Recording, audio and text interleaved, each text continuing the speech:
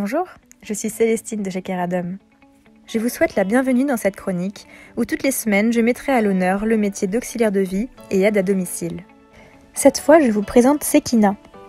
Sekina est originaire de Paris et elle est aide à domicile. Elle nous raconte son parcours. Ça fait à peu près 1 an et demi que je fais ce métier, mais j'avais fait mes études là-dedans. Enfin, j'avais fait un bac presse, c'est pas compréhension service à la personne, et ça m'a toujours plu de venir en aide en fait à des personnes qui sont dans le besoin. On découvre la vie différemment. En fait, on se retrouve avec des personnes qui sont en difficulté, donc du coup, on apporte notre aide. Il s'avère qu'après, bien évidemment, c'est pas toujours facile. Parce qu'il y a des complications, enfin tout dépend après de la pathologie du patient ou quoi que ce soit. Mais ça reste quand même une bonne expérience de vie. Elle nous présente la personne qu'elle accompagne pour de l'aide à domicile. J'accompagne Sébastien. Alors je fais les courses, je fais l'entretien et je m'occupe des papiers administratifs. Elle partage beaucoup de moments avec les personnes qu'elle accompagne. C'est un peu quotidiennement. C'est des petites blagues de personnes âgées ou par exemple une conversation, simplement. Une conversation qui vous fait grandir en fait. Qui vous fait voir les choses différemment par rapport à la vie. Puisqu'on est quand même une génération qui se plaint toujours. Donc quand on les voit pas se plaindre, on réfléchit à soi-même. Moi, je pense que c'est une chance. Et que, bon, après, c'est pas donné à tout le monde d'être patient et de pouvoir s'occuper de personnes âgées ou quoi que ce soit, puisque les tâches sont pas faciles et que c'est pas tout le monde qui a, on va dire, la force mentale de faire ce métier. Voici ce qui plaît à Sekina dans ce métier. Le contact. Je trouve que c'est intéressant, parce que du coup, ils ont aussi un autre point de vue par rapport au nôtre. C'est aussi un autre monde, on va dire. Ils partent quand même avec une difficulté. C'est toujours intéressant de s'occuper des personnes âgées puisqu'ils ont vécu tout longtemps et donc du coup ils racontent un peu leur parcours et leur vie, comment ça se passait en fait. Pour elle, il y a quelques qualités à avoir. Il faut être patient surtout et il faut surtout aimer le contact et être compréhensif.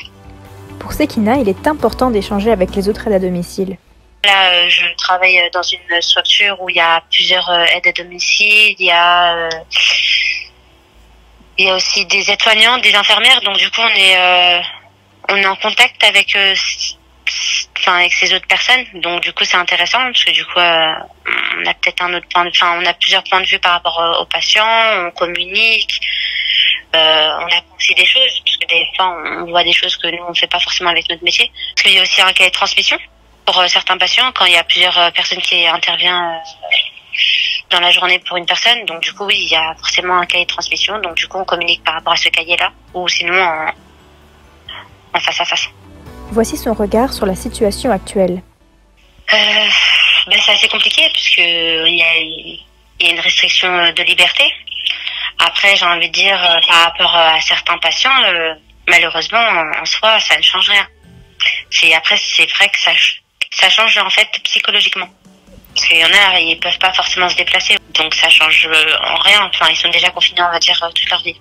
Il y a des patients, s'ils sont typés par rapport au Covid, on est obligé de s'investir un peu plus, dans le sens où on doit avoir un équipement, donc du coup, ça demande plus de travail. Sekina nous partage son point de vue sur le travail en structure et en particulier employeur. J'avais fait des stages en structure, donc les hôpitaux. C'est autre chose, parce qu'on va dire c'est un autre rythme, mais qui est aussi très intéressant. Oui, très très très intéressant, j'en garde des très bons souvenirs. C'est différent, puisqu'en fait quand vous faites de l'aide à domicile, vous n'avez pas forcément quelqu'un qui est derrière vous. Donc ça veut dire, vous faites votre travail. Moi personnellement, je sais que pas pour me jeter des fleurs, mais je sais que je fais les choses correctement, je suis les règles, donc du coup, on va dire que c'est plus souple.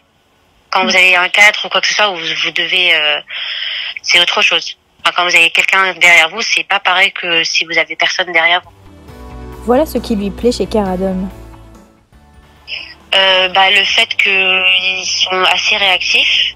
On va dire il y a quand même un suivi, puisque s'il y a un petit souci, vous êtes réactif par rapport aux appels téléphoniques. Et personnellement, tout se passe bien moi avec mon patient, donc je recommande Keradom, quoi. Merci Sekina pour ce partage d'expérience. On se retrouve la semaine prochaine pour un nouveau portrait. À très vite chez Keradom.